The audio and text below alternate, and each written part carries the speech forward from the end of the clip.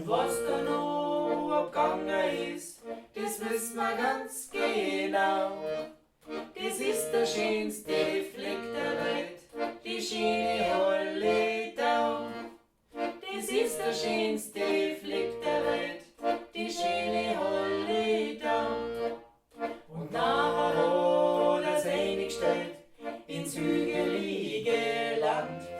Ein Wasserloh da durchgekriegt, die Abenswärts genannt. Ein Himmel hat er drüber gespannt, so wolkenlos und blau. Ja, über unser Heimatland, der schöne Halledau. Ja, über unser Heimatland, der schöne Halledau.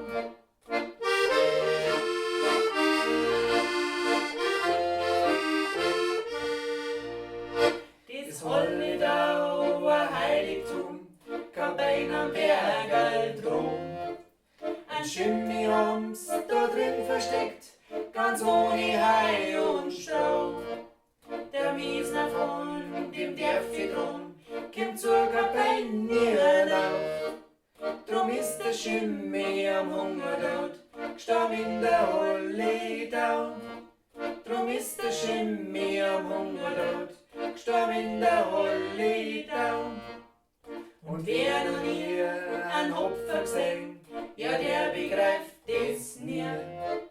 Was das bloß für eine Arbeit macht, bis fertig ist das Bier. Da stehst du da, mein Lieber, da stehst du da und schaust. Den schönsten Hopfer, das beste Bier, hat doch die Halledau. Den schönsten Hopfer, das beste Bier, hat doch die Halledau.